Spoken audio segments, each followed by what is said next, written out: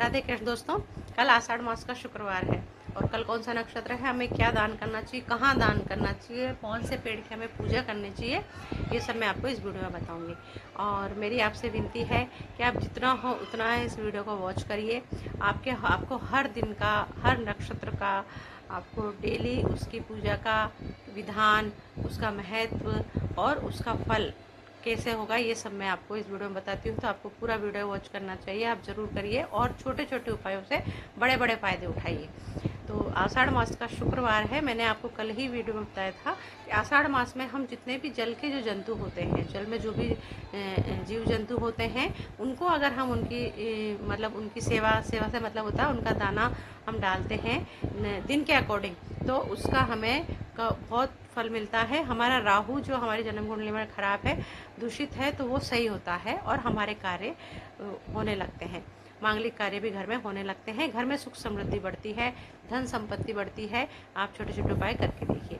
तो शुक्रवार है, किसी भी प्राण प्रतिष्ठित राधा कृष्ण के मंदिर में महत्वपूर्ण तो यह है दोस्तों कि विष्णु जी की पूजा इसमें सर्वोपरि मानी गई है।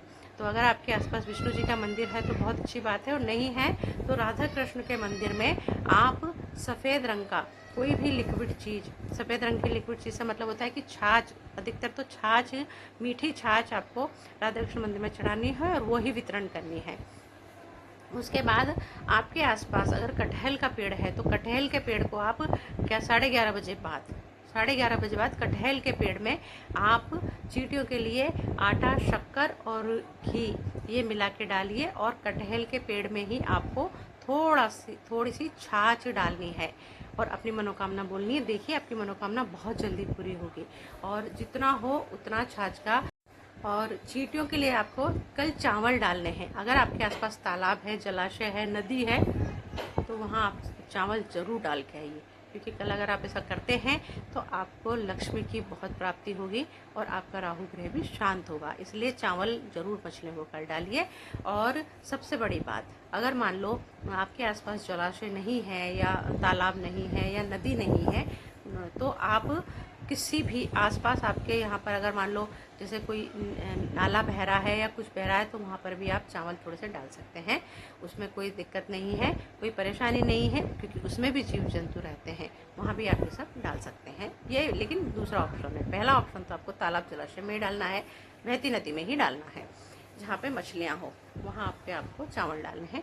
और शुक्रवार है तो आप कहीं भी किसी भी मंदिर में सफ़ेद वस्तु का दान कर सकते हैं। सफ़ेद वस्तु से मतलब है शक्कर का दान भी आप कर सकते हैं, चावल का दान भी आप कर सकते हैं। और कल अगर आपने 11 केले खरीद के 11 केले गिन के आपको 11 केले लेने हैं और 11 केले लक्ष्मी नारायण के मंदिर में रखना है या विष्णु के मंदिर में या राधा कृष्ण के मंदिर में आपको केले रखने हैं थोड़ी देर, और फिर उसको उठा के और छोटे छोटे बच्चों में उनको बांट देना है। और देखिए कि आपकी धन संबंधी समस्या कितनी जल्दी खत्म होती है। बहुत छोटे छोटे कारगर उपाय है। आप मेरे वीडियो को ज़रूर वॉच करिए और देखिए। मैं कोशिश यही करती हूँ कि कम समय में, कम पैसों में खूब बड़े बड़े काम आपके होने लगें। आप इतना सा जरूर करिए। और आषाढ़ मास में, मैंने आपसे पहले भी बोला है, आषाढ़ मास में शिवलिंग को भी हमें पूजन प्रतिष्ठा पूजा करनी चाहिए, क्योंकि ये चतुर्मास लगेगा 11 से, तो आषाढ़ मास से ही चालू हो जाता है। तो आप शिवलिंग, आपके आसपास अगर शिवलिंग है तो शिवलिंग पे आप चंदन का इत्र लीजिए और एक लोटे में जल लेके उसमें इत्र डालिए और शिवलिंग पर चढ़ा कर आइए। न जाते समय कुछ बोलना है, ना आते समय कुछ बोलना है। हाँ, वो पानी जो झड़ता है उसको थोड़ा सा, और उस जल को अपने जो आपका बेडरूम है उसमें छिड़किए। देखिए आपके कैसी भी दाम्पत्य जीवन में परेशानी आ रही हो वो खत्म होगी। बहुत छोटा लेकिन कारगर उपाय है, करके देखिए। ऐसे ही छोटे छोटे उपाय मैं आपको बताती रहती हूँ। मेरे डेली वीडियो वॉच करिए। मैं बार बार आपसे रिक्वेस्ट कर रही हूँ, प्रार्थना कर रही हूँ कि आप मेरे वीडियो ज़रूर वॉच करिए और देखिए कि हम छोटे छोटे कार्य करके कितने बड़े बड़े कार्य कर सकते हैं। वास्तु टिप के लिए आज मैं आपको बताऊँगी कि वास्तु टिप में हमारे घर में अगर किसी ने कुछ गलत करवा रखा है या ऐसा लगता है कि नेगेटिविटी बहुत ज़्यादा है, बहुत ज़्यादा नेगेटिविटी है, तो आप एक कार्य करिए कि लोटा लीजिए, पीतल का लोटा, उसमें थोड़ा सा गंगा जल डालिए। अगर गोमूत्र मिल जाए तो बहुत अच्छी बात है, और नहीं मिलता तो कोई बात नहीं। गंगा जल लीजिए, उसको पूरा जल से भरने के बाद नीम के पत्ते आपको लेने हैं। नीम के पत्तों से आप पूरे घर में उसका छिड़काव करिए, कम से कम 5 बार। छिड़काव करने के बाद बाहर दरवाजे पर बाईं तरफ आपको पूरा पानी डाल देना है। देखिए आपके घर में कैसी भी नेगेटिविटी हो दूर हो जाएगी। बहुत छोटा लेकिन कारगर उपाय है, करके देखिए।